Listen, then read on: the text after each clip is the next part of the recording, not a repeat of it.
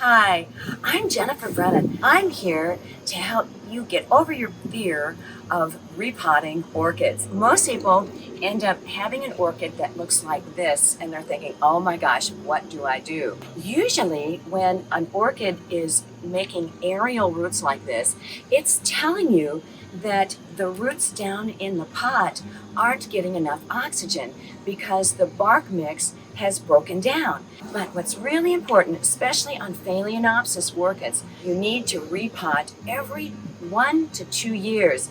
And you can test the bark by sticking your thumb in it, and if it compresses down, you know it's decomposed. This is one of the plants that you take all of the potting mix off the roots. And you can see all these great roots that I have. And see how easily the bark just drops right out? I just am putting my fingers in here and just knocking that bark right off, and it all comes off. Now you're gonna get down to business.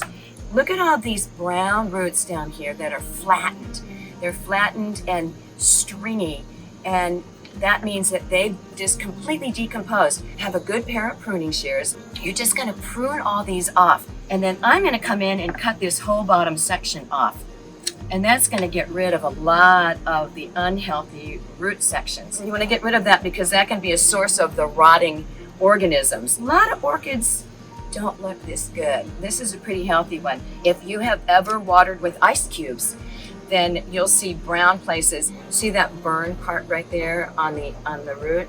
That's what ice cubes do. So we don't recommend that. What we're gonna do is we're gonna repot this in a larger pot, and the whole idea is to just take the roots and wrap them around to put them in the pot. Putting about 2 inches in the bottom of the pot to fill up the space between the bottom of the original one and the bottom of the other. Take this and just wrap it gently around. And see how there's a hollow part right here?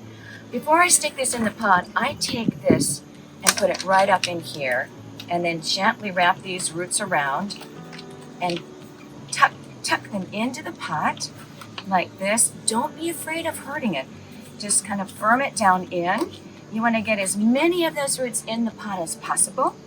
And then you take your bark mix and then just filter it in and poke it in between all those roots with your fingers. Always use bark because it actually drains better, is much healthier for the orchids. The bark mixes that we have at Chalet are wonderful. So the mix is a combination of fir bark, sphagnum moss, long fiber sphagnum moss, and horticultural charcoal. The charcoal keeps it nice and fresh. So what I like to recommend that you do is add a little extra long fiber sphagnum moss, and it comes in a package, like almost we call it a brick, you know, like this. And I use 1/3 of this package in this whole bag. Soak it up with water and then shred it, pull it apart, and mix it in with that bark. And then you have a great mix that works for most orchid types. Now the final step, after we've got it repotted like this, you want to leave 3 nodes. A node is 1, 2, 3, and then cut 1/4 inch above the node. And when it goes into flower the next time, it might send a new flower spike off of this at the same time it does another one from the base. Thank you for joining me and learning how to repot your orchid. It's just as easy as that.